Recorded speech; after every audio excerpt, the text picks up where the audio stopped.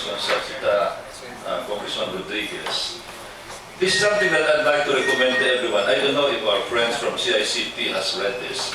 I would recommend that they read this. There's a current bestseller right now, authored by George Friedman. The title of the book is The Next 100 Years. George Friedman, by the way, is the founder of Stratfor. He's a very respected analyst. He's almost in the same category as Toffler and John Naisbitt. According to him, because of demography, because of the fact that the population in the Western countries like the US, Europe is declining.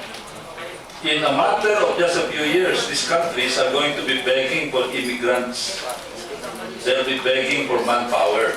And this is an opportunity for us, not only in the BPO, but also in the OFW market, which topics we have very fortunately discussed as priority topics in this oversight committee. I think this is something that we should take cognizance of, Mr. Chairman, as a foundation for everything that we're doing, that we put it in the right perspective, what future lies ahead, and to me, the future is very bright, especially if we support the CICT and if we support the OFW market as well. Thank you. Okay. What Congressman Golez said should also be a part and parcel of the responsible parenthood.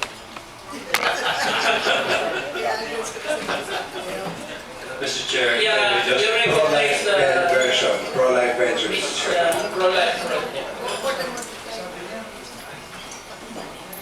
Thank you very much, Mr. Chair. Good afternoon, honorable members of the Oversight Committee. I'd like to add to Ibrahim's presentation the bill that was sponsored by Honorable Rachel Arenas. It is an act establishing ICT hub in every province, providing for 50 billion to look into the organization of provincial hubs and gives tax breaks to 5 years.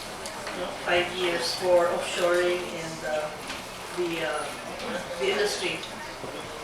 I would think that it dovetails the comments that there should be some initiatives. Part of the house has been existing since 2007 almost. Mr. Chair, you might want to rally around this very noteworthy concern.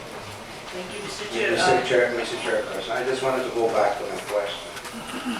Where I'm glad that you're thinking long term, and I appreciate very much your efforts. What are we doing to shape or influence the directions of the Department of Education this time, from the elementary to the high school? Because in most of the advanced countries are very much in the forefront of ICT development.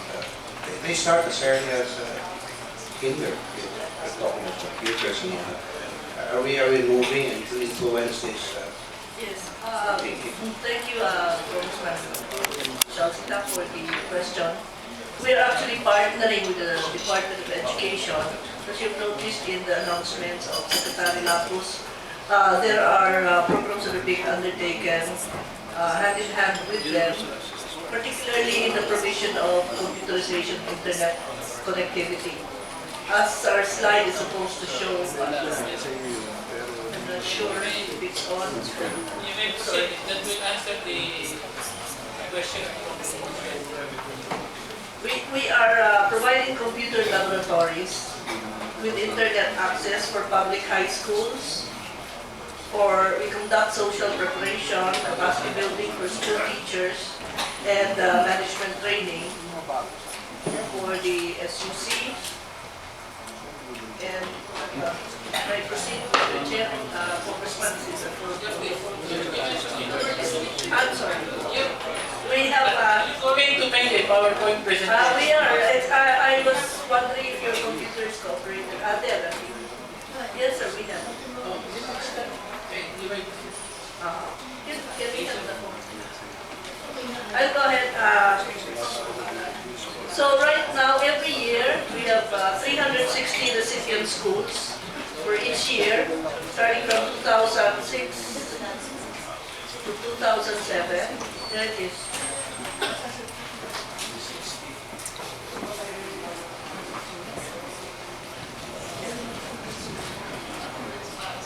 It's next. Can you go to the next? There it is. For every fund year, we have 2005.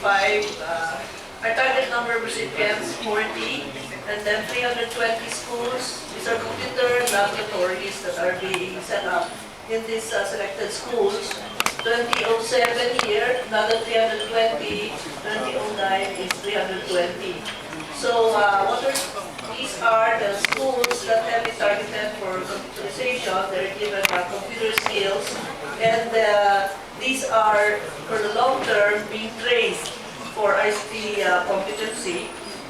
So, Madam Chair, yes, I just like to ask the resource person, how many schools do you need to put computer labs? How many more? we have for the incoming year. Not the incoming year, I want to know the big picture. How many schools have to have computers, and how many have you already put? No, for the big picture, we have placed. No. How many schools need computers? We 44,000 schools? The DepEd, we are focusing on still 4,000 schools right now.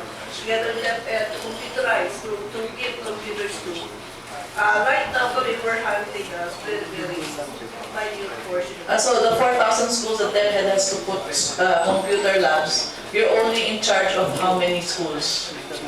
We have about 1,000. Only 1,000. Your quota is 1,000 schools. Our budget allows for 1,000.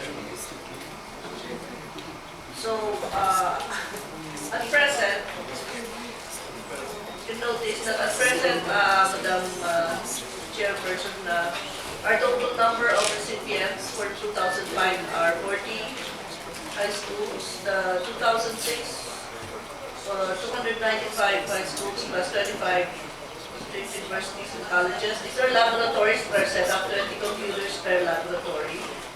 I'd just like to ask, is there a follow-through? I mean, don't you assess the schools whether these computers are still working? Ano yung progress ng mga estudyante as far as using the computer labs that you give out? Kasi it's just not a matter of giving out the computers. It's also the technical expertise that follows after, whether they're implementing it or not.